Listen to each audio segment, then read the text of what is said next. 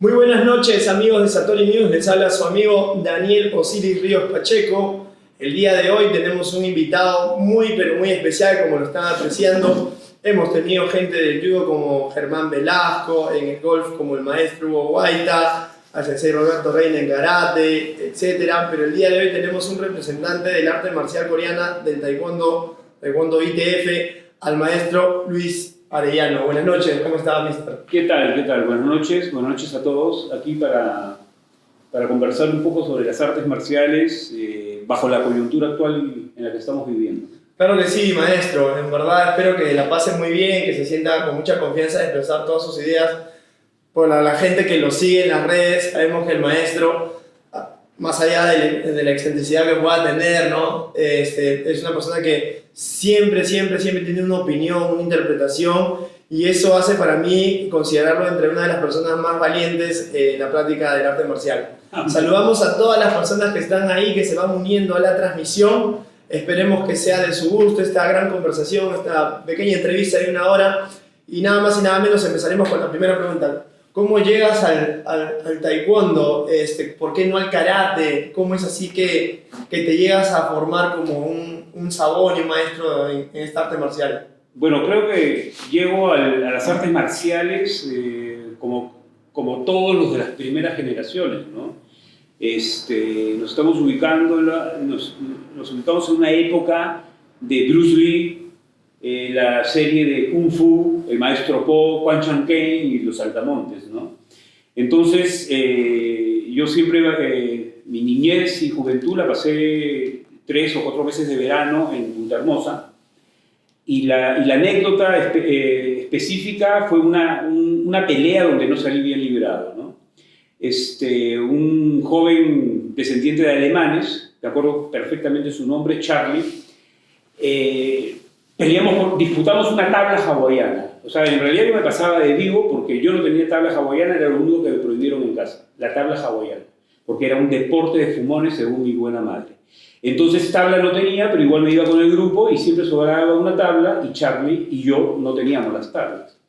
Entonces yo siempre me pasaba de vivo y entraba, y ya cuando el sol estaba cayendo le decía: Charlie, entra si quieres. Hasta que un día, con todo derecho, se quejó y dijo: no, yo estaba entrando con la tabla y siento que la pita me la jalan. Me dijo: no, esta vez me toca a mí primero. Yo hago todos los ademanes de tirar la tabla, no calculé que estábamos en señoritas, es un desnivel, la arena pofa, y mi única técnica que siempre usaba era saltar, acogotar y estrangular.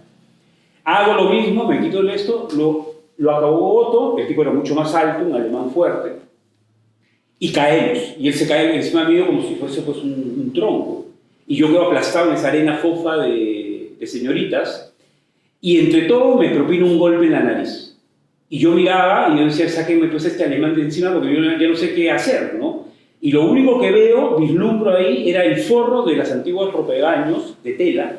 Lo recuerdo claramente, era una ropebaño de tela celeste con rayitas blancas al costado y un forro de tul que cubría sus testículos. Y entonces meto la mano y aprieto.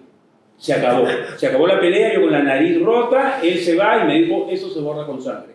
Total, al día siguiente me buscaba para borrar la frente con sangre, y yo me la pasé evadiendo la pelea por todos lados. Y dije: pues ya el verano acababa, y dije: yo el próximo verano me voy a encontrar con Charlie, y Charlie no vamos a pasar corriendo de Charlie. Entonces era 1/4 de media, y le digo a mi mejor amigo, nos encontramos en el colegio, y le digo: oye, Sergio, he visto por aquí cerca una academia de karate, y era la Senbukan del distrito de Miraflores, donde ahora creo que está la pastelería Tanta. Y le dije: vamos a inscribirnos a la academia de karate, y justo habían contratado al sensei Yuichi Goku. Me meto al karate, me acuerdo del kimono, que era clarito. Sergio se consiguió un kimono de un tío de judo y nos fuimos los dos al karate. Yo para prepararme para el próximo verano. E imagínense que encuentro a Charlie parado ahí, en la misma formación, junto con el sensei. Tipo Karate Kid. Estaba Alfredo Chelgen, o sea, esa era la promo, ¿no? Estaba Alfredo Chelgen, estaba el sensei Víctor de la Rosa. En ese entonces ellos eran como cinturones marrones, yo recién con cinturón blanquito, Charlie cinturón amarillo. Miércoles, dije yo. Total, nos evadíamos, yo siempre he respaldado a mi amigo Sergio, que era bastante grande y peleador, y llegó el torneo interno de karate de la Academia del Sensei Kokubo. Y ahí era todos contra todos, no había peso, no había nada, y unos guantecitos, uno no, y ya. Total, en las llaves no coincidimos con Charlie, pero yo logro pasar unas llaves hasta que me encuentro con el Sensei Víctor de la Rosa. Él no se debe acordar, porque yo era pues un novel, ¿no? Pero me metí un Kisame-Suzuki bien marcado, pero que lo siento hasta ahorita, y gana, por supuesto, no llego a ocupar puesto, pero paso algunas peleas. Y entonces en el camerino Charlie se me acerca y me dijo que ya se había borrado todo, y que volvemos a ser amigos. Total, el tiempo pasó, Charlie dejó el karate, mi amigo Sergio dejó el karate, yo continué hasta cinturón marrón con el Sensei Kokubo. Wow, o sea, sabes kata, sabes Claro. técnicas básicas de Sí, Goju sí. Ryu, un Sí, estilo. Tú sabes que el karate todo el mundo piensa que es japonés, pero es de origen okinawense, y uno de los pocos estilos bien promovidos en el Perú ha sido el Goju Ryu okinawense, Okinawa Goju Ryu, porque también hay el Goju Ryu japonés, que es de la Goju Kai. No es interesante lo que me cuentas, tenías una buena base de karate okinawense. Claro. ¿Cómo es así que migras o te decepcionas del karate, ¿no? Para pasar al taekwondo. Yo todavía guardo la carta del Sensei Kokubo anunciada, escrita en máquina de escribir, anunciando que iba a aperturar su dojo. O sea, se salía de la Goju Ryu, o sea, la Goju Ryu del Perú la llevaba a, ¿cómo se llama?, a Barranco. Inclusive hicimos unas partidas de trabajo. Fuimos, no sé si era un fin de semana, un sábado, a tumbar un muro para ampliar el dojo antiguo, bueno, el primer dojo del Sensei Kokubo en Barranco, que creo que es un pub, ¿no? Y cuando dijo que se iba, por supuesto, nos fuimos todos. Entonces, ahí he entrenado bastante tiempo, más de un año, ¿sí? 1 o 2 años, no recuerdo bien, y ya me trasladaba de Miraflores hasta Barranco. Y no sé si por suerte o no suerte, aparece un sábado que hacíamos entrenamiento para Kumite, aparece un sábado uno de estos típicos busquillas que van a mirar los dojos, a ver qué cosa es lo que pasa, ¿de acuerdo? Se llamaba Carlos Silva. Total, coincide que en el entrenamiento se me va un Maigeri, le doy en la costilla a uno de los practicantes. Total, a mí me gustaba pelear bastante y entrenábamos fuerte. En el camerino se mete este chico, estuvo con nosotros en el camerino, que era un camerino bien singular, era como una lavandería, y lo veíamos al llegar, su cuarto estaba al frente, terminaba algunos nos sacaba limpieza, nos cambiábamos todos en común, agua fría, y el sensei inmediatamente remojando su kimono, ¿no? Su dobok o su karatei, y lavándolo ahí. O sea, yo aprendí muchísimo de esa escuela. Y nos regresamos con este chico que vivía en Miraflores en el mismo bus. Y él me decía, no, qué bien, sí, tu patada, ¿y no te gustaría practicar taekwondo? Y el nombre vuelve a resonar en mi cabeza por segunda vez. Porque ¿qué sucede? Que en Punta Hermosa, cuando sucedió lo de Charlie y yo ya practicaba karate, después llegaron unos mexicanos que hablaban de taekwondo. Yo ya era el karateca del grupo, ¿no? Entonces yo era el karateca del grupo. Entonces yo dije, ¿taekwondo qué es eso? Y hace como unas demostraciones. Después en el colegio, un compañero de 2 años mayores, que competía, o sea, era como el senior o el capitán de la selección de atletismo. Entonces nosotros entrenábamos juntos salto alto. Y se llamaba Peter Fernandini. Y era un tipo demasiado, o sea, aparte de apuesto, guapo, impuesto, fuerte, era un tipo demasiado hábil motoramente. Y un verano coincide que va a Punta Hermosa, ya había sido exalumno, y nos encontramos y se queda un fin de semana, me pide quedarse un fin de semana porque ahí ha ido a una fiesta, algo por el estilo, entonces lo invito a mi casa en la playa. Pero me acompañó el día viernes, estaba conmigo, yo era menor, por supuesto, y en el grupo donde estábamos, yo era el menor, y habíamos tenido unos inconvenientes con unos chicos, porque yo los había delatado en algunas cosas, que estoy evitando decir visuras, en algunas cosas que solían hacer, ¿no? Y que yo no estaba de acuerdo. Y que no eran cosas, o sea, que a la luz de la actualidad podrían ser cosas que realmente lindaban con la delincuencia, ¿no? Como pegarle a alguien porque se les ocurría, o meterse al colegio público a enterrar las cosas. Entonces yo no estaba de acuerdo con eso. Después migré de grupo. Entonces yo le comento esto a este chico Peter, y él, playa, que testosterona, jóvenes, qué sé yo, más o menos las mismas edades, él hace una patada y apaga un poste. Y yo me quedé sorprendido. Y le dije, Peter, ¿y esto qué cosa es? Me dice, no, esto es taekwondo. Entonces, cuando este chico Carlos me habla del taekwondo, ya por tercera vez aparece el nombre en mi cabeza, y yo dije, bueno, pues, me invita a un grupo cerrado, oculto, en una casa, en un callejón de la zona de Santa Cruz, en Miraflores. Había que entrar con clave, se entrenaba con Petromax, y el tipo que enseñaba pues, era un gurú, pues. Entonces nos rodea ese halo de maestro Po, taekwondo, qué sé yo, y empecé a practicar con ellos. ¿Cómo se llama el profesor, el maestro de Saboni? Todavía está vivo, ¿no? Todavía está vivo, entonces como es muy peculiar, prefiero no mencionar su nombre, Ya, okay. Porque hemos tenido unas historias con este caballero impresionantes, ¿no?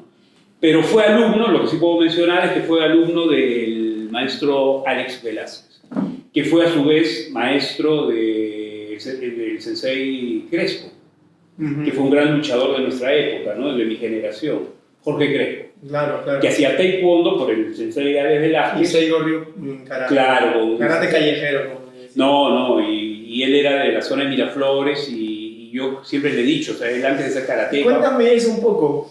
En realidad era como que en tu destino estaba hacer taekwondo, por más que te hayas matriculado en una academia, por más que hayas hecho con un tremendo referente como el Sensei Kokubo, por más que hayas seguido avanzando en el karate, estaba ahí trazado en tu camino el taekwondo. ¿Cómo era en esa época la relación entre los diferentes artistas marciales, ¿no? O sea, la gente de taekwondo, la gente de karate, la gente de kung fu, entre los clanes, los maestros, las academias, las escuelas. ¿Era fluido el intercambio? ¿Había respeto? ¿Había rivalidad? ¿Cómo se manejaba en esos tiempos? Interesante la pregunta, interesante. ¿No? Nunca me había puesto a rememorar eso. De mi experiencia personal, los torneos que yo conocí oficialmente eran los torneos de karate a través de la academia que representaba, Goju Ryu, del Sensei Kokubo, en el Colegio Champañán. Y eran a Coliseo lleno. Coliseo lleno. Era impresionantemente popular. Entonces, yo cuando ya paso a hacer este taekwondo oscultista medio raro, me alejo de todo lo que era lo competitivo. Salgo en la universidad, podía meterme, llegó un representante de Goju Ryu, Juancho, no me acuerdo el nombre, pero uno alto, muy alto, llegó a Estados Unidos y él enseñaba ahí en la línea del Sensei Kokubo, y yo pude representar a la universidad un par de veces, me acuerdo un campeonato que era en la de Lima, y practicar los sábados karate, porque ya nos venían prohibiendo. O sea, realmente donde yo me introduje fue una secta. Una secta de clase media alta, pituca, miraflorina. El gurú venía pues de la época de los hippies y todo el tema, mezclando el tema de las relaciones sexuales y el celibato y el primer grupo y toda una locura que es una etapa bastante interesante de mi vida. Manejo de energía, ¿no? Te hablan o sea, te entusiasman con el famoso Shi y la canalización de la energía, pero yo poco a poco fui descubriendo, también era época del terrorismo, de los apagones, de los toque a toque, y yo fui descubriendo la mentira. Mentira. Entonces me entrené, o sea, ¿cómo se llama? En vida, o sea, en experiencia, cuando te están dorando la píldora. O sea, a lo que quería ir era más o menos si había un respeto entre los jerarcas de diferentes artes marciales, si había el intercambio que hoy hay, si tú te das cuenta, no. Aquel maestro que es inteligente, aquel coach, porque ya no hablamos de sensei, saboni, maestro, hablamos coach, aquel coach que tiene una mentalidad abierta, una visión vanguardista, sabe que tiene que sacar de todo un poco, o sea, sabe que no había eso. No había eso. Por eso que el sensei Jorge Crespo es una pieza clave en la historia de las artes marciales del Perú, porque él era dual. O sea, él podía tener éxito y más que éxito, espectacularidad. Porque en los deportes de contacto, algo que no tomamos en cuenta es la calidad del atleta. Y la calidad del atleta debe brindar espectacularidad. Entonces, muchos de nosotros, y yo estoy seguro que muchos de mi generación, íbamos a mirar las peleas esperando las peleas de ciertos exponentes que mostraban esa espectacularidad. Por ejemplo, yo recuerdo en tantos años, Patrick de Paz. No, va pelear Patrick de Paz, Edwin de Glane, no me acuerdo bien el apellido.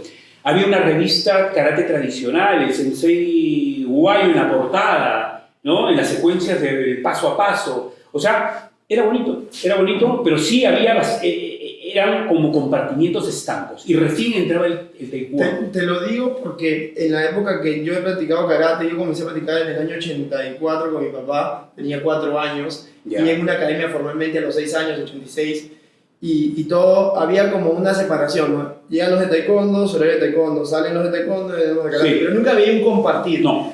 Pero lo curioso era que cuando conocía un maestro de karate notable, o un maestro de taekwondo o de kung fu notable, sí veías un gran respeto hacia el otro maestro. Por ejemplo, John Huey, la relación con Marcos Morón, o de varios maestros de kung fu con el Sensei Koku. O sea, no venían a decir mi arte marcial es mejor o eso, o convencerte caletamente que te pases a practicar su disciplina, sino más bien todo eran palabras y versos para el maestro de otra arte marcial que quizás no dominaba. Por ejemplo, la Senbukán, la característica de Senbukán era que en el jardín habían hecho estos prefabricados y habían 2 dojos, ¿no? El dojo de karate y el dojo de judo. Después contratan al maestro Kyu Lee, ¿no? Y trae el taekwondo, pero ya estaba en Perú John Huey más abajo en 28 de julio con una academia. Alex Velázquez también tenía su academia, creo que por la avenida de los Manzanos, una cosa así. Y se sabe, yo después, o sea, yo en esa época yo escuchaba lo que hablaban los maestros, ¿no? Éramos practicantes, y lo que sí se sabe es que habían las famosas puertas cerradas, se reunían a entrenar y eran las famosas encerronas, o sea, las puertas cerradas que han motivado tantísimas anécdotas, historias y fábulas también, ¿no? Y fábulas, ¿no? O sea, pero en el común de todos los exponentes del taekwondo, Kukkiwon, ¿no? Que es el taekwondo WT, en los exponentes coreanos que había en ese entonces, que estaba Soyeon Kim, por ejemplo, pero creo que el primero en llegar fue el maestro John Huey, que es de la cantera de la ITF. O sea, John Huey es de cantera de ITF. John Huey está en la enciclopedia de General Choi haciendo un... Tú sabes que yo te iba a decir, no sé si tiene como mal, pero para mí, yo hice a Sensei Crespo, él me recomendó a Rivas Plata, a Lemminger, me recomendó. Yo en el RIMAC conocí también al Sensei Robles, los hermanos Coqui Robles, que hacían WTF, buenazo. Y también fui, o sea, en el dojo Marcos Morón hubo un tiempo que John Huey le pidió que le ceda el dojo para que entrene su grupo ahí con el Sensei Moreno, con el maestro Moreno. Claro, Moreno su alumno. Y la verdad que me sorprendió el taekwondo de John Huey, la manera como vivían el taekwondo, muy marcial, muy parecido al karate. Yo decía, es casi como karate, la disciplina, el respeto, o sea, no lo digo porque Jorge Robles o la gente de taekwondo WTF yo ya la he visto sin respeto, sino que los notaba un poco más relajados. Inclusive al Sensei Landeo, que he sido alumno de él, o sea, no lo veía con esa marcialidad extrema, casi eran como soldados que se transformaban. O sea, empresarios que llegaban de sus trabajos, se quitaban su veto, y de ahí una relación tipo militar. Sí, John Huey ha sido un excelente, o sea, es un excelente exponente del taekwondo en general. Lo que sucede es que cuando se da la división de la ITF fue política, ¿no? O sea, el general Choi tiene que emigrar porque el dictador de ese entonces de Corea del Sur estaba en contra de él, o sea, lo ve con celos. Hay una serie política, o sea, hay un tema político ahí bastante fuerte. General Choi migra a Canadá, es así que la familia es referida en Corea del Sur, y le dicen, ¿no? ¿Tu familia o el taekwondo? Y el general le respondió, bueno, ahí está la familia, el taekwondo es mío. Me quedo con el taekwondo, vean qué hacen con ellos. Y tuvieron que soltarlo porque en realidad no lo iban a extorsionar por ese lado. Por eso el nivel de Canadá, bueno. El nivel de Canadá es bueno, pero el nivel de Argentina es espectacular. Claro, pero hubo bastante intercambio también entre Canadá y Argentina. Y John Huey va a Argentina. John Huey dijo que habla como argentina. Creo que claro, John Huey migra a Argentina, y cuando se da la división, John Huey ya viene hacia Sudamérica. Yo estoy hablando de lo que yo conozco, no puedo afirmarlo porque no lo he conversado directamente con el maestro John Huey, ¿no? Yo lo aprecio bastante, él también me entiende cuando me pongo a hacer mis críticas políticas, me entiende perfectamente. No lo comparte, me imagino, pero evita que yo le toque el tema de ITF siempre. Y yo siempre le digo que usted es ITF, está en el manual del general Choi, y él, ¿por qué? Porque en ese entonces los coreanos tenían 2 opciones: o se quedaban en la ITF O sea, se quedaban con el expatriado general Choi o pasaban a Kukkiwon y han habido hasta muertes en esa presión. Porque no nos olvidemos que era la época del gobierno de dictadura en Corea del Sur, ¿no? Entonces el general Choi después inicia las relaciones con Corea del Norte y ya era pues eso un sacrilegio absoluto, ¿no? Pero Corea del Norte tiene taekwondo mucho después que Argentina y los demás países y que nosotros mismos. Pues, qué bonito tu experiencia que has tenido base del karate.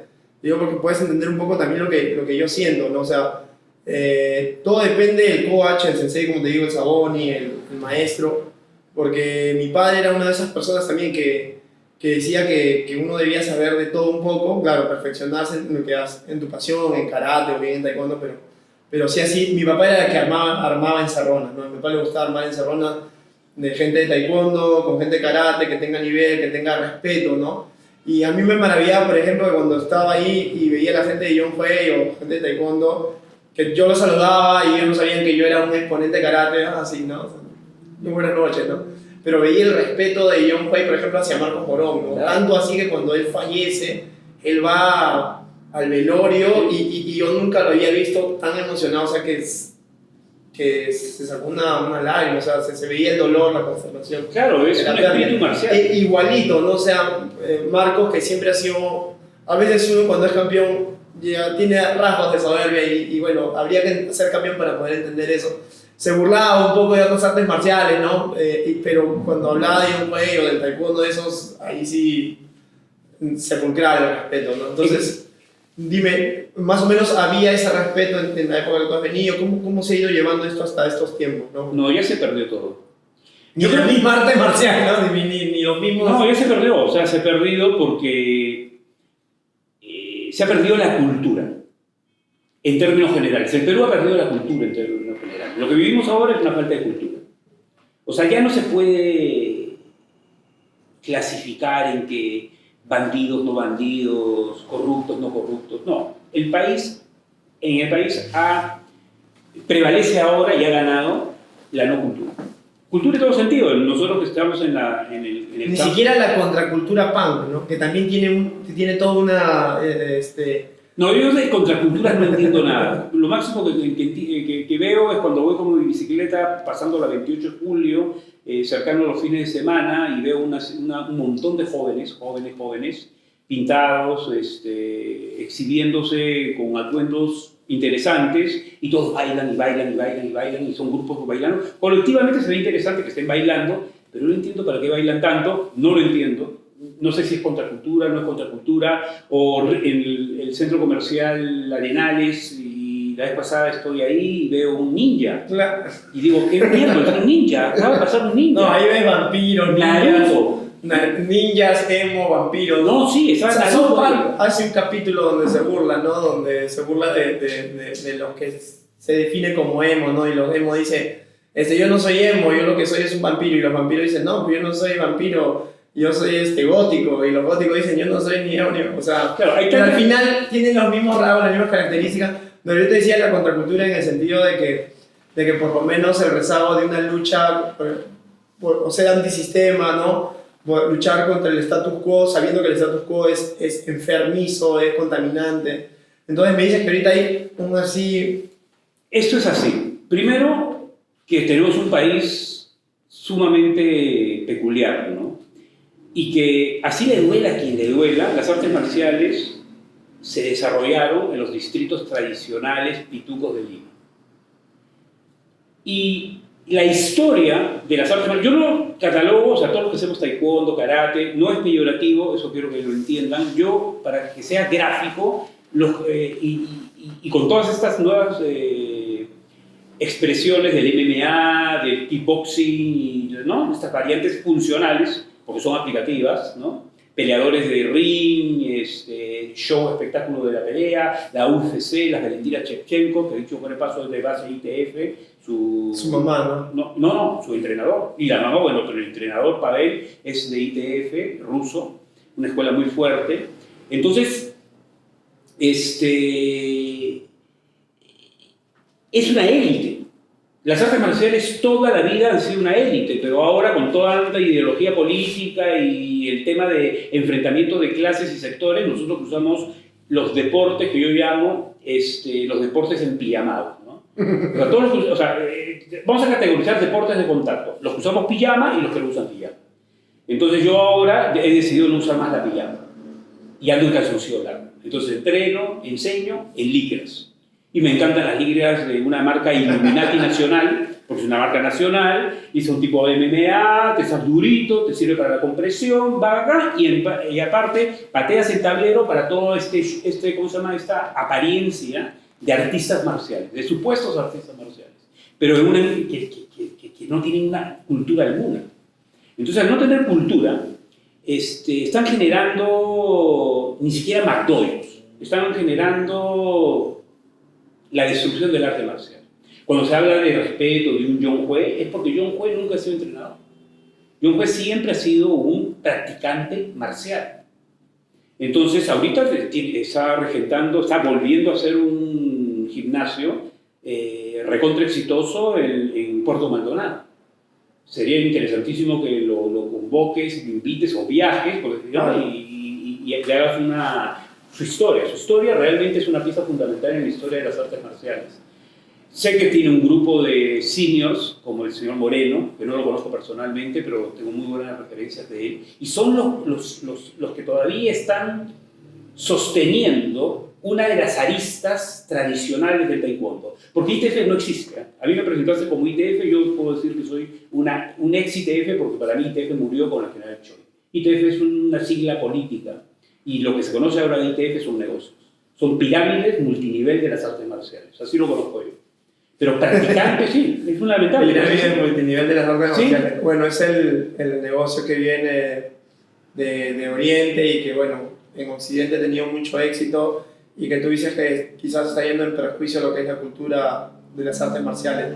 Dime, no es por ser peyorativo, me das a entender de que al popularizarse las artes marciales, lo que habla también Rodrigo Folcuera, que también ha estado acá en Satori News, vía Instagram, algo así como una cultura chicha de las artes marciales, Sí, sí. sin ser peyorativo con el término chicha, pero que deforma la técnica, deforma los principios, deforma, como tú dices, la cultura de las artes marciales. Elonga.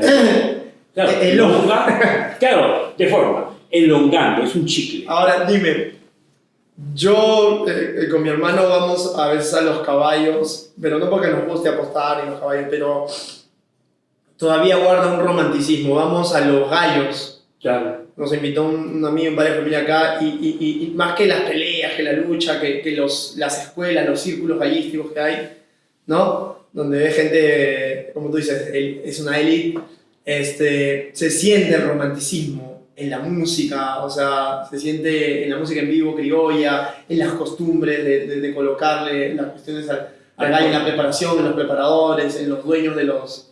O sea, se siente una cultura, ¿no? En los galpones. Y yo sí siento que es el deber de la gente de mi generación, de tu generación, sobre todo la generación que viene después, de preservar un poquito de ese romanticismo que había en las artes marciales. Prefiero no decir que se está perdiendo, que ya es chicha, el karate, el judo, el aikido, pero digamos que siento que como que es nuestra responsabilidad guardar lo poco que queda de ese, por ejemplo, no sé qué decirlo, cuando yo le decía a un amigo de los gallos, oye, pero el otro puede reclamar que no fue justo. No, o sea, se supone que tú vas, están las normas y a ojo cerrado crees y le das la mano y es un pacto de caballeros. Y yo le decía, pucha, si antes era el karate, o sea, nadie venía a decirte su DNI o sospechaba que te ha bajado la edad, que se ha bajado el grado o hablar mal del otro sensei, sino, o sea, se resolvía en el tatami, vos y el respeto, claro, se seguía acrecentando, ¿no? Ahora, eso que tocas de los gallos es algo que a mí me une con mi padre, ¿no? Que es un médico que todavía está vivo, el longevo, de repente para el mal de algunos de mis familiares, pero es longevo, ya no operativo, o sea, ya no es médico, vive tranquilo, bien cuidado por una de mis hermanas, pero yo recuerdo que uno de los contactos más fuertes que tenía con mi padre, porque no era un médico que me sacaba a jugar fútbol ni nada por el estilo, primero que a mí no me gustaba el fútbol, era ir a los gallos. Era ir a los gallos, y yo lo he visto apostar. A mí, porque yo me quedaba con los vueltos y ganaba muchísimo dinero, y a él, porque era como su compinche. Cuando él perdía algo muy grande, yo lo hizo perder autos y ganar cosas más grandes. Y siempre decía, esto es mi plata, yo me juego mi plata. Entonces yo tengo esa cultura de los gallos, del Coliseo Sandia en La Victoria, ¿no? Entonces, de viajar a Chanchamayo y también ir ahí, y él apostando con un señor Rosales, que después lo mató los MRTistas. Ya, Rosales, un auto, ya, ahorita, aquí, ya, fin. Y perder o ganar. O sea, mi padre era así, ¿no? Entonces, yo decía, dile a tu madre, no pasó nada. Y al día siguiente llegaba sin auto. Y al día siguiente llamaba y se compraba otro auto, porque tenía capacidad económica. Siempre, bueno, tiene capacidad económica. Y lo que tú dices es cierto. Ahí estaban las familias, ¿no? Por ahí me acuerdo de algunos nombres que no, ese gallo fulano se me cae mal, yo voy a apostar tanto por el otro, y me voy a la Giseco. Ahora, las normas no eran muy claras, porque eran gallos a navaja. Entierra el pico o no entierra el pico, es funcional, ahí no hay tutía, ¿no? Pero habían trampitas, pero el coliseo, porque es un coliseo de sangre y de freak, yo sí soy bastante directo, a mí me encanta ver las navajas y la sangre y todo, ¿no? También es así que dentro de uno de los cursos de supervivencia que hacía con los adolescentes para mayores era que aprendan a degollar aves, ¿no? Y prepararlas y comerlas. Estar dentro del parque del curso, o sea, no me aterra ese tema. No veo un cuy como una mascota, me la puedo comer. Un gato, que no me escuche Nicole, que ahora tiene una gata de influenza, no hay problema, somos de esa época. Ahora, habían trampas. Y el público gritaba, ¡cuidado con el chicle! ¿Y qué era el chicle? Que cuando los gallos ya estaban acomodando, ¡sóplalo! Las indicaciones, todos se vuelven coach, ¡sóplalo, ponlo, acomódalo, bonito, acaricia! Y todos están ahí, pues de arriba, ¿no? Es una cosa, como yo te explicaba, es una cosa meditativa, es zen. Pero entiendo, o sea, si más allá de las trampas, que gracias por ilustrar. Poner el chicle acá para que el gallo, ¿no? Para que el gallo ya está muerto porque tiene que enterrar el pico. Claro, no, bueno. Cada uno tiene su rol y cada rol se respeta. Así mismo el público. Aparte también, tiene que pagar. Un público educado, un público de derecha, izquierda, pero hay un público educado y todo.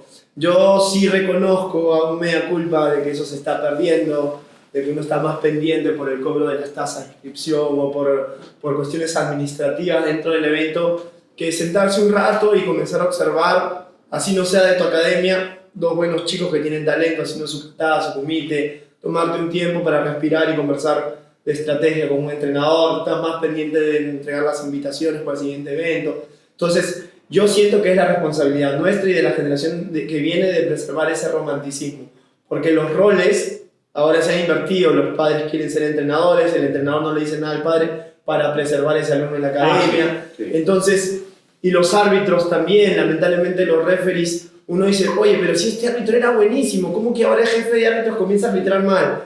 Y es porque hay ciertos intereses que parecen mezquinos, porque en realidad son torneos domésticos, nacionales, no estás en una olimpiada donde se manejan tantos intereses, pero bueno, en fin, siento que los roles se han trastocado, siento que esa cultura sea a partir de las artes marciales,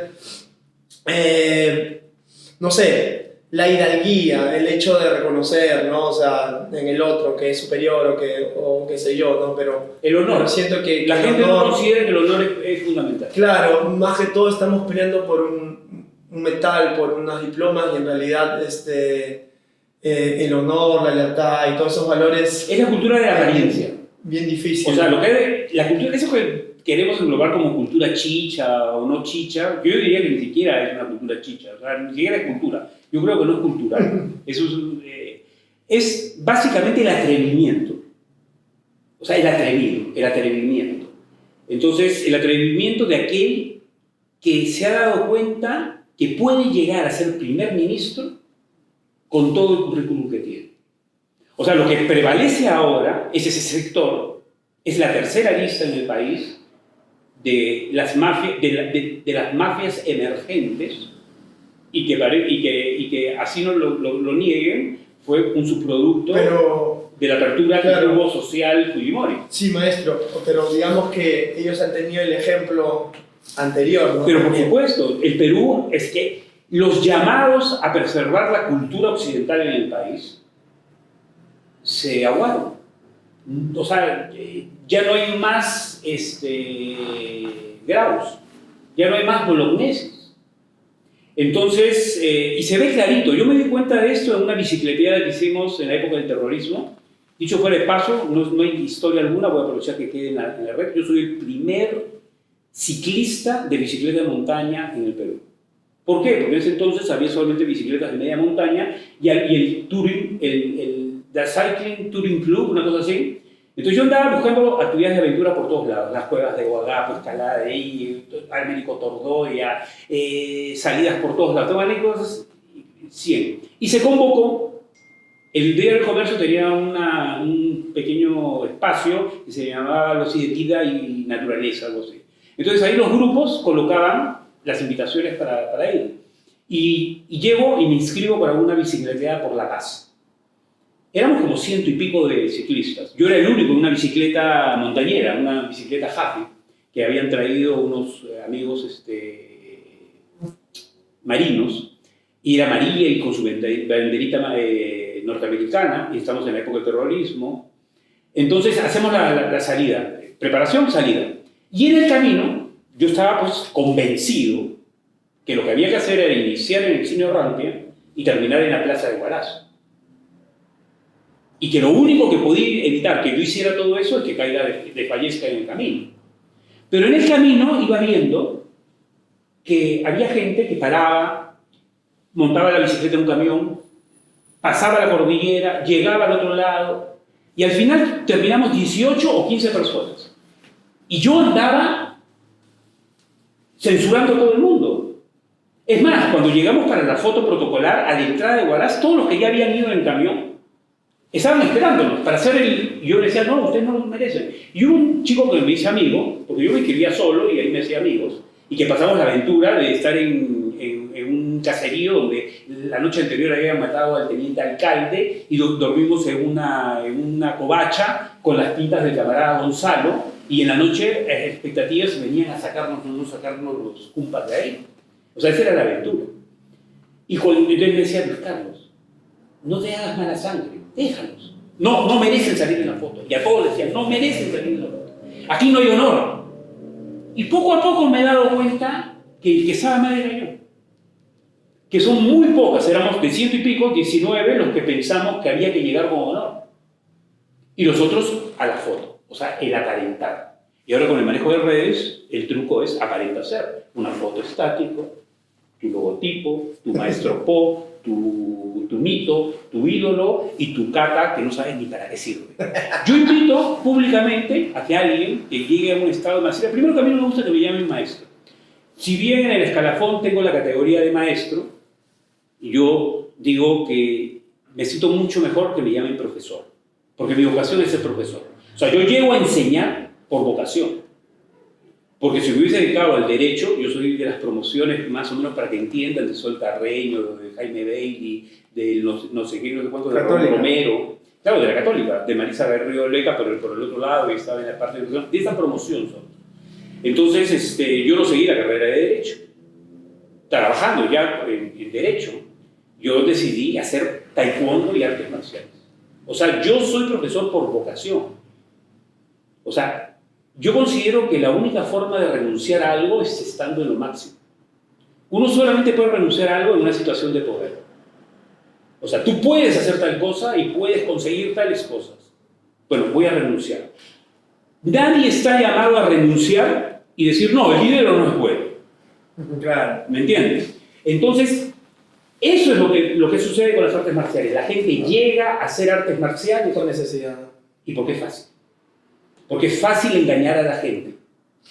Porque si la doctrina, primero que todo arte marcial, y por eso yo peleé en una época en San Marcos para lograr sacar profesores de educación física, pero después termina torciendo en el sistema. Y cuando yo alguna vez veo a un exalumno mío que a todos les va excelente, todos mis alumnos les va excelentemente bien comercialmente, ¿no? O sea, el arte marcial da dinero. Y le quiero increpar que me conocen, entonces, porque los he formado, entonces me dicen, no me diga nada, profesor. Yo tengo que dar de comer a mi gente. Y tengo que llevar los frijoles a la casa. Y lo que hago es comercial. Sí, pero los eventos son polladas, no son educativas. ¿Qué le entregas al alumno? Nada. ¿Qué haces con una criaturita pequeñita estereotipando movimientos que después a la postre no le va a servir para nada? No, pero eso es ¿qué está hablando este señor? Pero ya está saliendo. Por ejemplo, yo invito a que vean a este chico Jesse, no sé cuánto, que felizmente habla bien su inglés, fluido, lo entiendo muy bien el inglés al chico. Es un joven que está rescatando y está hilvanando todo esto de una manera muy inteligente. Está en el mundo nórdico, ¿no es cierto? Y está ayudando a dar luz a esta maraña. Es muy bueno porque hay mucha gente que agarra la versión en español y lo comparte y no pone que es el autor Jesse, pone como si fuera uno y él no se pica, él deja que lo divulgue. No, él es un valiente. Él es un valiente y tiene y yo estoy aprendiendo de él no ir al choque, porque yo toda mi vida he ido al choque, todo lo que he conseguido es al choque. Enseñar taekwondo en 3 años. Yo tengo taekwondo inicial, laboratorio, ¿cómo se llama? Taller y laboratorio. 3 años de taekwondo en sílabus en la Universidad Nacional Mayor de San Marcos. Llevé al general Choi a San Marcos a enseñarle mi proyecto de que los instructores de taekwondo deberían ser profesores de educación física. ¿Por qué? Porque este Jesse nos une al mundo nórdico, donde para llegar a ser profesor en este mundo de vikingos, ¿cómo se llama? Los requerimientos son mayores que ser médico. Sí. Para ser profesor. Y hay toda una lógica. Justo eso quería ir, Sensei, a lo que voy, ¿no? Usted habla de la renuncia cuando tienes el poder, no ejercer la vocación, entre comillas, de ser maestro de artes marciales por una necesidad de llenar la boca o los frijoles de la olla, ¿no? Entonces, lamentablemente estamos en Sudamérica, en Latinoamérica, no digo solo Perú, y hay mucha necesidad, y hay mucha ambición, y mucho figuretismo, pero hay maestros todavía, hay gente por ahí rescatable. Lamentablemente no es la gente, como usted dice, del primer ministro que es oportunista, que trata de subirse al tren, sino justo es todo lo contrario, hay gente que se oculta o que trabaja así desinteresadamente, y esas personas que deberíamos enaltecer, ¿no?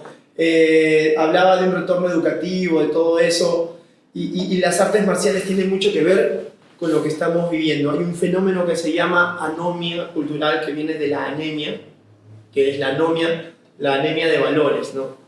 Entonces, usted siempre ha sido muy crítico con el sistema, independientemente sean de izquierda, de derecha, caviar, lo que fuera. De los últimos 20, 30 directivos que ha tenido el Instituto Nacional del Deporte, el Instituto Peruano del Deporte y también el Comité Olímpico Peruano, ¿no? Si bien ellos no son personas de una predominancia étnica indígena o mestiza, si bien ellos no son de la clase emergente, ambiciosa que usted ha mencionado y que parece que va a dominar los hilos del país en los próximos 5, 10, 35 años, el tiempo que quieran quedarse, son gente que ha estudiado en buenos colegios, en buenas universidades, gente que viene de familia, de buen apellido. ¿Por qué se han portado así con los deportistas, con los atletas, con los padres de familia en los últimos 20, 30 años? ¿Por qué darle la espalda al talento nacional y volver al Perú un cementerio de talentos en los últimos 20, 30 años? La última medalla, si bien la ganó Guía en el 92 en Barcelona, y al deporte ya propiamente dicho, colectivo, fue el vóley en el 88 con la de plata. Después, todos los resultados han enrostrado toda esa malicia, astucia, morbosidad de parte de ese grupo de dirigentes que son los mismos. O sea, hace poco ha salido en estos días Manyari con Leila Chihuahua, un grupo de son los caviares del deporte. Ya, ¿cómo es que se llega a eso si has tenido buena educación? No tiene que ver, no hay educación, en el Perú no hay educación. En el Perú tiene que haber sinceramiento. Y por eso que yo soy el primero en decir que en el Perú aquí todos somos bandidos. A mí no me vengan con cuentos.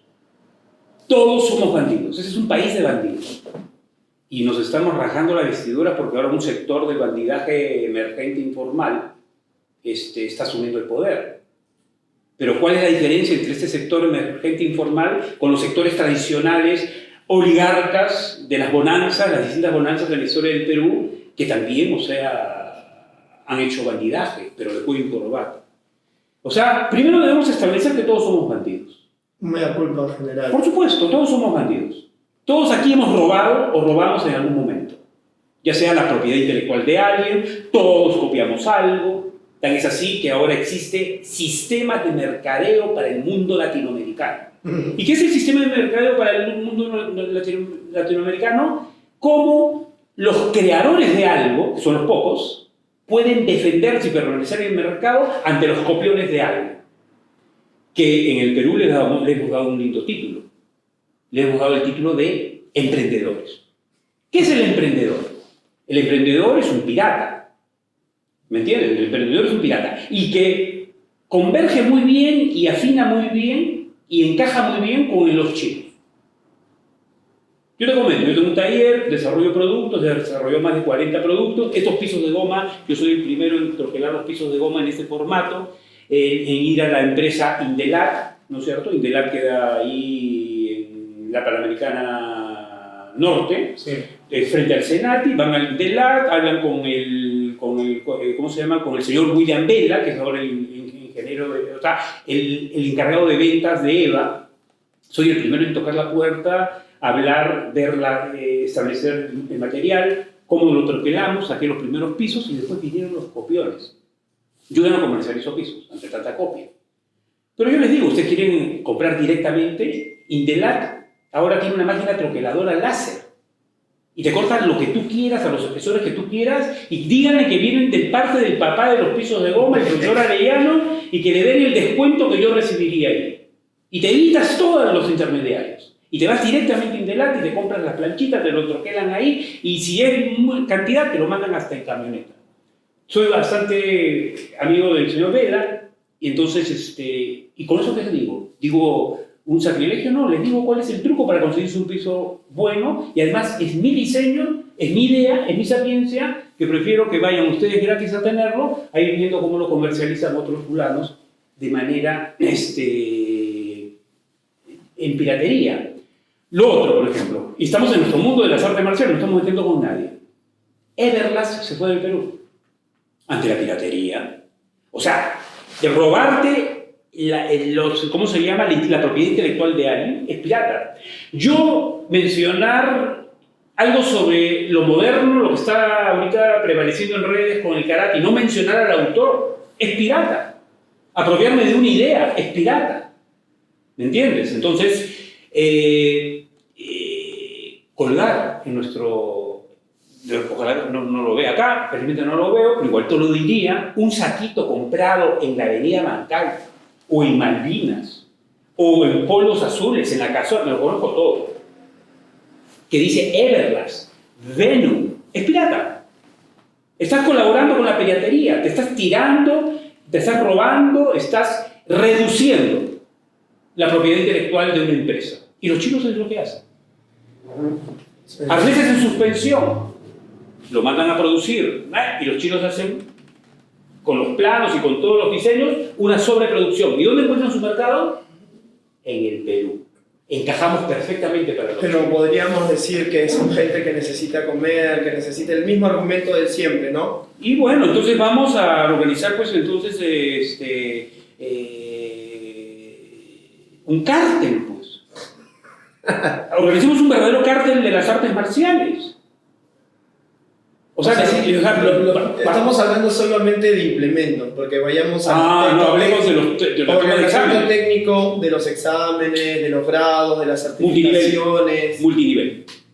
Es más, o sea, yo por lo menos, si bien es un negocio, el multinivel que viene desde Japón y los latinoamericanos le han sabido dar un sabor diferente, de todas maneras había cierta jerarquía, pues, o sea, tenías un respaldo de un gran maestro, ¿no? Que estampaba por lo menos su sello de que, o porque por lo menos tú ibas a un gashuk, un entrenamiento con él una vez o 2 veces al año. Pero ahora esa misma gente que te digo que dice, tengo que llenar los frijoles de la olla, tengo que llevar comida para mis hijos, sí. Te puede decir, yo no tengo para ir a un gashuk, no tengo para pagarle la franquicia tal, por eso es que yo tengo que tratar de ver cómo es que transmito una metodología de enseñanza a mis alumnos, ¿no? Y si me trae resultados en los campeonatos, en buena hora, ¿no? O sea, no necesito ir a entrenar con los maestros japoneses, coreanos, ni ir a los orígenes, ni a las fuentes.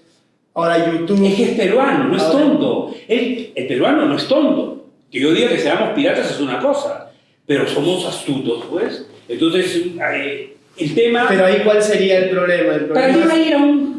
¿cómo se llama? A un gallú, Ya, ¿para qué? camp. Para que un gran maestro sobre un kata te diga que el puño va así o va así, el otro dice, no, necesito hacer eso, me pongo yo mismo, me tomo una foto, me cambio la cabeza, me pongo el cinturón, me compro en Abancay mis cosas y ya hago...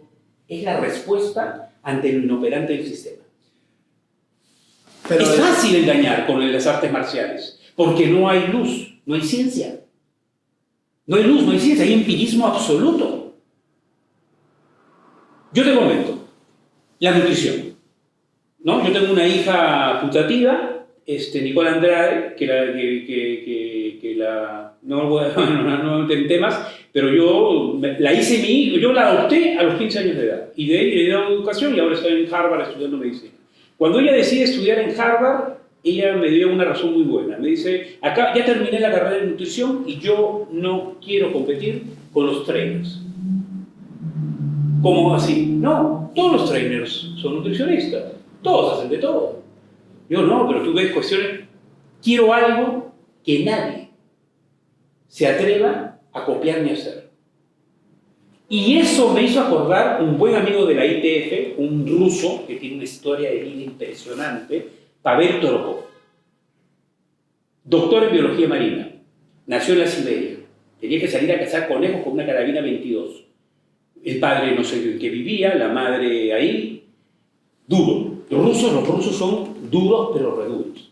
no creo que sea muy bueno. La madre tuvo que ser de brichera, ojalá, bueno, Pavel lo contó así, mis disculpas Pavel, y gracias a eso terminó en la Rusia comunista, terminó en Inglaterra. Él siguió después en un hogar adoptivo, tuvo sus padres británicos y logró doctorarse en, en biología marina.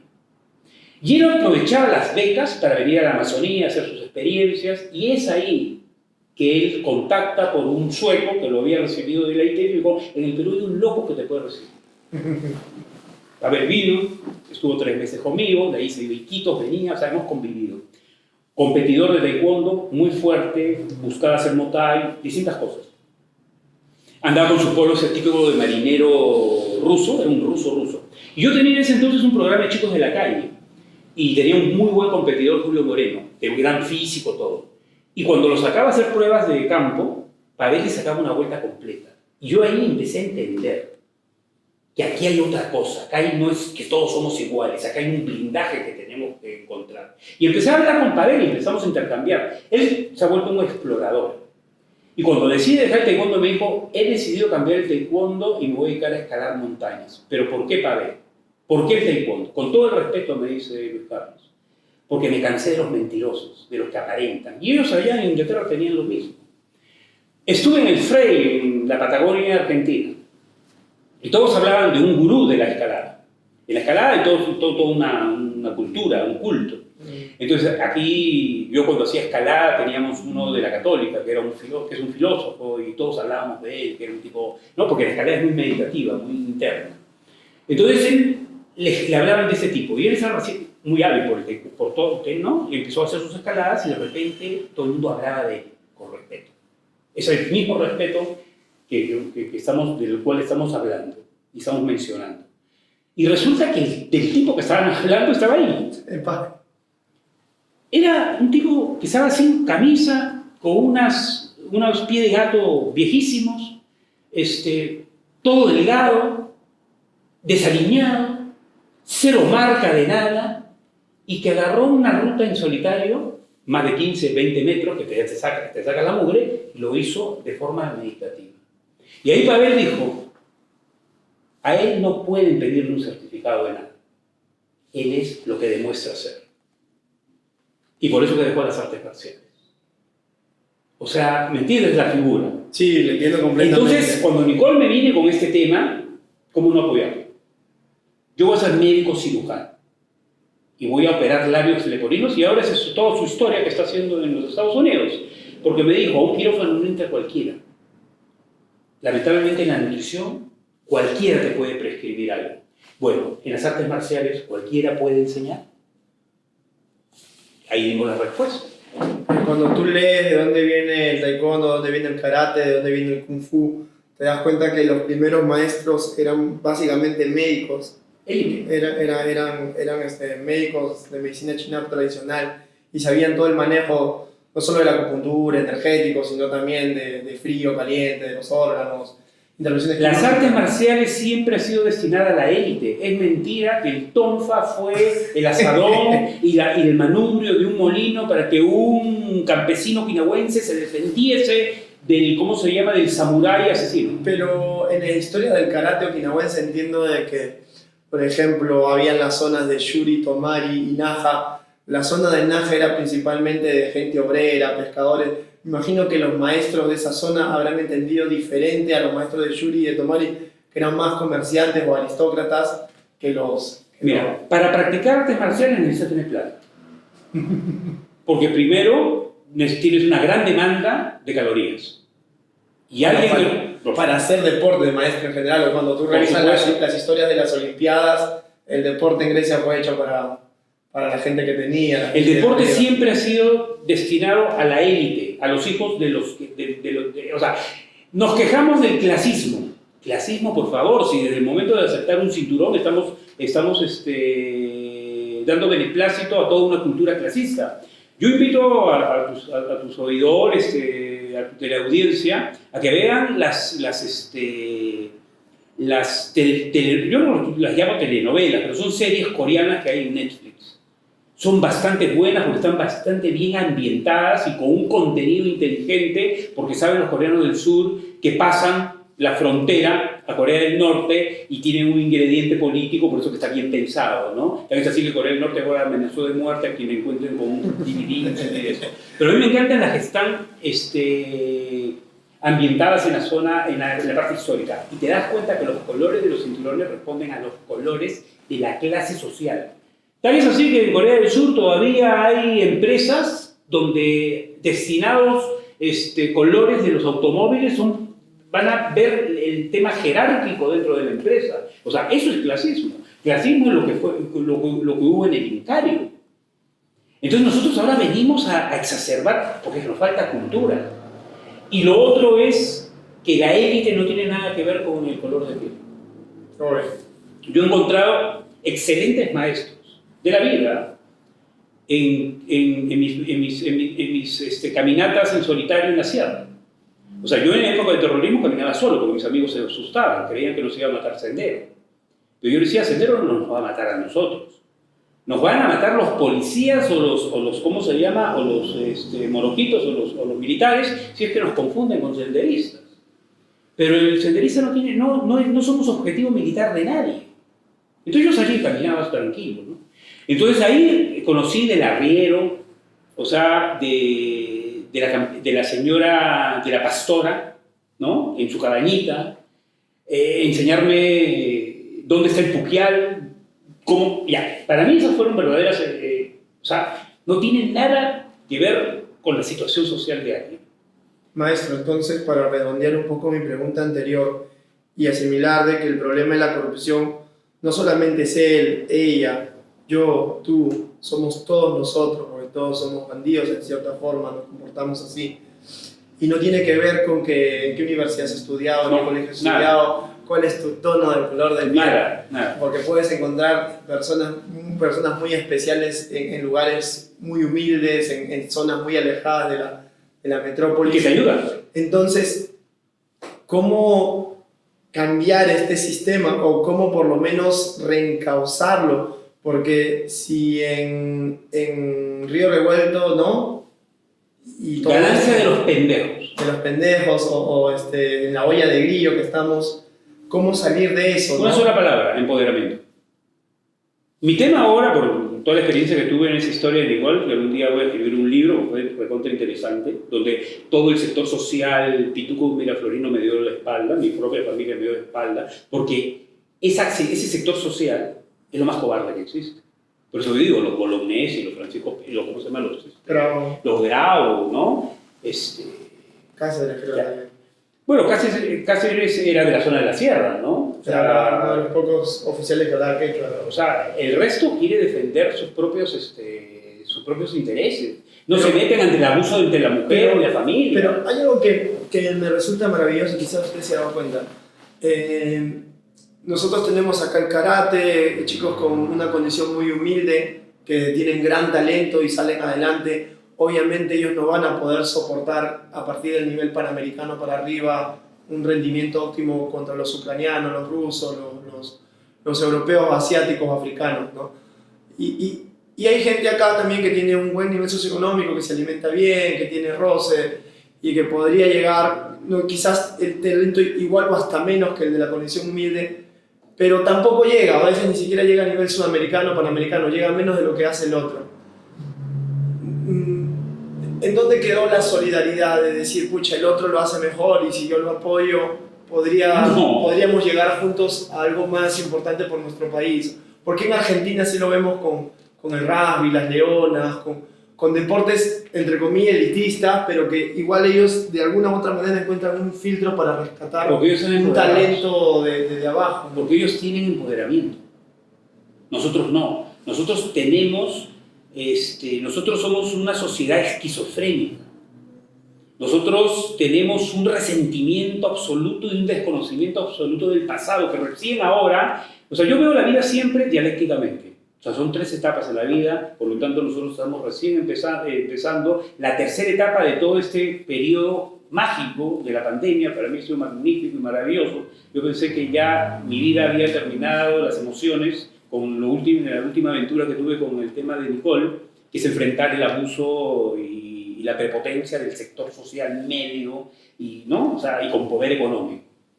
Y que ha sido un éxito, y como es un éxito, ni siquiera es propagandeado ni nada, pero imagínate una niña que terminó en INAVIF saliendo con una mochilita cero, y tú me estás diciendo que hay gente que no tiene dinero ni nada. Bueno, Nicole ahora estudia en Harvard y tiene 2 carreras y maneja un auto de $160,000. Un Tesla, una camioneta X, no sé cuánto, y encima ahora es community manager de una gata influencer. Ahora dígame. ¿Dónde está? En el empoderamiento. Pero ¿quién te da ese empoderamiento? ¿Uno mismo? ¿La clase esa que usted está diciendo? Los carajos y los carajos. No, el entrenador, el que te guía, el mecenas, o sea, tienes que tener un coach. Pero si ese coach no está empoderado, ¿qué te puede empoderar? ¿Cómo puedes pedirle a un general que en su vida ha ganado una batalla ni ha librado una batalla que te enseñe a pelear? Por eso que ahorita la gente ha reaccionado ante este congresista que habla. Pero es que yo no me olvido de las entrevistas de Beto Ortiz en el escenario de guerra entre los matorrales y los bombardeos y los obuses en plena, ¿cómo se llama?, toma de Tiwinsa. O sea, es un tipo que estaba en el campo de batalla. Es un tipo de verdad, no de escritorio. Entonces ahora ya empieza a emerger, o dialécticamente empieza a sintetizarse un perfil de líder. Pero digamos, ese coach no va a salir de la nada. No. Porque, por ejemplo, acá la profesión más maltratada me parece que es la docencia, que es el profesor. El profesor, entre otras profesiones, es el que más sus derechos son afectados, laborales y todo. O sea, me da risa, ¿no? Cuando dices, no, le quiero pagar poco al que le está formando a mi hijo. O sea, sí, te estás dando una baja autoestima al que se supone va a formar para que tu hijo sea un líder, ¿no? Entonces, o te negocian la pensión. Ya, te claro, corren la mensualidad. Y no solamente, digamos, de persona a persona, sino ya como algo institucional, ¿no? En las universidades, en los colegios, es como una forma ya de hacer emprendimiento, ¿no? O sea, gasto más en infraestructura y al personal docente le doy el mínimo, ¿no? Aparentar. El éxito de estos mercados latinoamericanos de la copia es aparentar ser. Tú no tienes que esforzarte, aparenta ser. ¿Para qué te vas a esforzar? Y ahora entonces dígame, ¿cómo llegamos a ser un buen coach? Como ese maestro que usted encontró en el Ande, que encontró en el desierto, que con poco, para nosotros, ¿no? Para la gente de la ciudad, que tiene un espíritu, una sabiduría que brota en su piel. O sea, ¿cómo hacemos como ellos? Porque si en el sistema no podemos encontrar... No, en el sistema no se va a encontrar nada. En el sistema tienes que surfear si es que quieres beneficiarte de algo. Surfear. Claro, tienes que surfear. O sea, tú me Se preguntabas por está qué como no. el revolcón de San Bartolo. O sea, hay que surfearlo. O sea, esas son las artes marciales. O sea, en estos momentos de crisis es cuando más oportunidades. Yo ya estoy jubilado, yo me he decretado jubilado. Pero ahorita, en esta situación, como se está perfilando las cosas, es el mejor momento para hacer dinero. Pendejeando. O sea, en la época de Alan, todo el mundo se queja de la época de Alan García, la carestía. En esa época yo era joven, adrenalínico y todo. Yo hacía buenos negocios en esa época. Me había contactado con varios oficiales en Vitarte del Ejército de Salvación. El Ejército de Salvación, ayuda para el progreso, ¿visto? ¿Verdad? Traían en sacones la leche, la harina y todo. Bueno, yo me especialicé en la leche. Compraba por camionetas, o sea, llenaba un camión con la leche y conseguía un comprador, un establo. No voy a decir el apellido del dueño del establo, ¿no? Y hacíamos todo y daba. Y yo ganaba, y el señor del Ejército de Salvación ganaba todo. Porque el producto era donado. Eso se llama pendejear. Entonces, ¿qué es lo que nos queda ahorita? Uno mismo empoderar. Maestro, pero yo no creo que usted pendejee, y así es que vamos a hablar al público de las cosas proactivas que hace el sensei Luis Arellano. En la decepción, en la ilusión, en todo ese know-how que tiene de vida en las artes marciales, en una base de karate Gojo Ryu, pasando por taekwondo, ITF, hasta llegar a lo que soy, que es un hombre muy ecléctico de las diferentes técnicas que él pueda ir hasta el día de hoy acumulando, aprendiendo, interiorizando. Maestro, Sí, usted aparte de enseñar si hay que pendejear, hay que pendejear. ya, pero yo creo que esto es un acto noble. Usted crea No productos, existe, o sea, me encanta, no, mira, me encanta ese, pero ya son clichés y posturas. Todos somos Dios y el diablo. Especialmente los que, yo digo, existen artistas marciales que son operativos y artistas marciales que no son operativos. Y operativo significa que has accionado en la vida real y has salvado el pellejo o no estás preso. Porque no hay otra manera.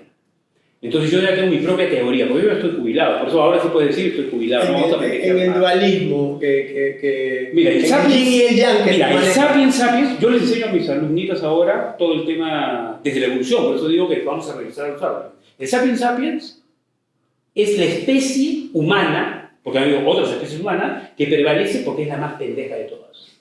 ¿Ya? Pero existe, de repente, ese idealismo sobre la parte filosófica, meditativa y qué sé yo. ¿Ya? Ese es el sapiens que tiene naturaleza bonoba. Porque tú sabes que existe en una zona del río Congo, ¿no? Dos sectores que no se han encontrado dos tipos de simios, ¿no? Los chimpancés y los bonobos. Esta sociedad chimpancesca es la que prevalece en el Perú.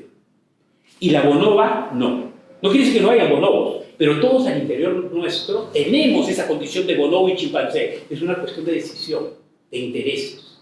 De querer ser. Altruista. Si tú ves a alguien ahogándote y no te arriesgas a ahogarte con él o salir los dos, es que no eres bonobo. Eres chimpancé y serás chimpancé por toda tu vida. ¿Por qué? Porque eres miedoso. Porque, ¿me entiendes? El miedo, la ignorancia y el desconocimiento es el que lleva a que seamos así. Hay pruebas de laboratorio donde un bonobo lo pone detrás de una reja con la habilidad de poder abrir la puerta y le dan una manzana y otro bonobo atrás. Este bonobo no come la manzana hasta no abrir la puerta.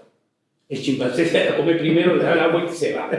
Entonces, cuando tú me hablas de aquellos maestros, simplemente con esta categorización te digo, es que es un maestro de naturaleza chimpancesca que prevalece.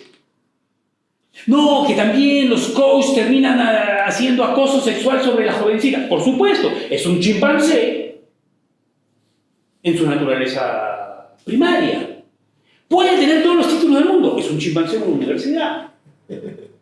Tiene un cinturón negro. Me encanta ese video antiquísimo, que es antiguo, es uno de los primeros videos que yo logré ver cuando llegó la fibra óptica al Colegio Marca. Me metía yo a ver internet como profesor en el Colegio Marca, donde aparece este chimpancé haciendo malabares de taekwondo. Él merece un cinturón negro. Hace todo. Entonces la pregunta es, ¿qué nos diferencia del chimpancé? Ser bonobos, pues. Y bonobos es una decisión. Una decisión. Sabias palabras, profesor Luis Arellano. Para terminar, para que la gente sepa, usted sabe de metodología de enseñanza, de iniciación deportiva. diseña materiales, cómo encontrarlo, cuál es su número, qué materiales está diseñando No me funcionales. busque, no me busque. No me busque. Porque estoy a full. No, pero dígame. El que necesita sabe cómo encontrarlo. Pero tiene ahorita qué tipos de equipamiento. Todo. Todo lo que necesito. Ahorita Estoy ahorita, por ejemplo, hay mucha ilusión. Chicos jóvenes de 18 a 35 años, quiero abrir mi dojo. Como elemental que debería tener un dojo, un gimnasio de karate. Que no lo haga. No, que no lo haga. Yo le puedo enseñar a tener plata. Ahorita estoy piloteando a un profesor que tiene muy poco conocimiento técnico, es una muy buena persona, tiene experiencia de haber sido soldado. No, pero digamos para el aspecto ya Está sufriendo, de implementar un programa deportivo en el barrio, para un programa municipal, algo, lo mínimo que se le podría pedir, porque normalmente cuando una municipalidad dice vamos a abrir talleres deportivos y al taller de karate la losa, ¿no? Entonces, para hablarle más claro a los coordinadores de deporte, directores de deportes, en la Molina tenemos suerte, está este muchacho Torres de la U que está haciendo un buen trabajo y bueno, veo que Victoria también, entonces ¿qué tipo de herramientas como mínimo deberían tener? Mira, yo he rescatado de la parte de Okinawense la utilización de la funcionalidad. La funcionalidad se inició en Okinawa, esa gente, ¿no? Sanshin y todos sus trabajos, ya, todo lo que se ve. Algo que odio cuando un entrenador dice, yo hago funcional. Funcional es un concepto, un cajón, o sea, no tienen cultura, pues. O sea, no tienen cultura deportiva. O sea, ¿qué? A mí me dicen, ¿un niño qué tiene que hacer? No tiene que hacer karate. No tiene que hacer taekwondo. 3 años, 4 años, 5 años, 6 años, 7 años, 8 años, 9 años, 10 años. Estereotipar movimientos según la doctrina. José Valora, que es la doctora de la psicomotricidad, y todo el mundo dice que hace psicomotricidad, debe ser a partir de los 10 o 11 años. Estereotipar movimientos, por lo tanto, todo niño que está haciendo Isamizuki para ganar un torneo, está robotizando, está siendo cosificado. Entonces, yo como taller, como profesor no puedo decir nada, salvo que me den estos espacios y después me odien. Pero no importa. Pero como taller sí puedo decirles algo. Llévense a casa un muñeco. Llévense a casa un freestyle. Llévense a casa un pedestal. En el caso de ser mi taller y ser Legare, están colaborando con el medio ambiente porque no uso eso. Pudiendo hacerlo.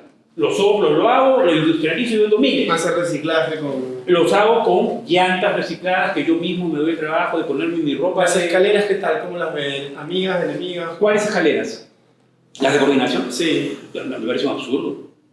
O sea, como lo usan, me parece un absurdo, porque lo están sacando del entrenamiento y la preparación física de deportes lineales. Los bonitos, los conos, los... Yo digo que son circuitos de perros. Son circuitos. Los conos tienen un objeto. El cono tiene el objeto de marcar, pero ¿marcas qué? En función a tu programa. Por ejemplo, tú hablas de los seminarios y todo, y eso ya es como una especie de valor agregado para los que nos han escuchado. Y esto lo sabe una alumna para aprobar el cinturón blanco punta amarilla en la escuela. Nosotros damos doctrina y tenemos un sistema bien bacán, que de repente lo puedo pasar para que lo hagas con tus chicos en karate y funciona bastante bien. La posición de las manos solamente son 3. Entonces me muero de risa cuando un maestro le dice que no es así, es así. Suave. Se llama prono, supino y neutro. Punto, no existe más. ¿Cómo pongo mi mano? Neutra, supina o prona. El movimiento estereotipado, este movimiento clásico de los deportes con pijama, ¿cuáles son? De supino a prono. ¿Y dónde se da neutro? En la mitad del recorrido. ¿Y por qué el codo no se abre? Porque te rompen la caja torácica.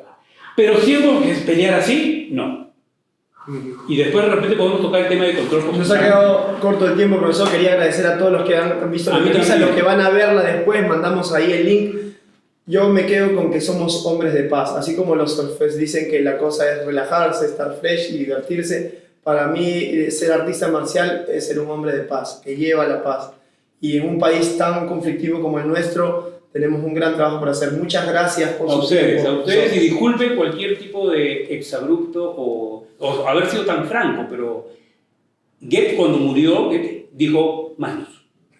O sea, necesitamos luz y tenemos que salir de esta era del misticismo y del oscurantismo medieval en la que está envuelta estos señores que se ponen cinturones y cosas, que no estoy en contra de los cinturones ni nada de eso, pero que simplemente aparentan ser algo. Pero cuando se quitan el kimono, ¿qué son? Van al Kentucky. Chimpancé. Gracias, profesor. No, a ti.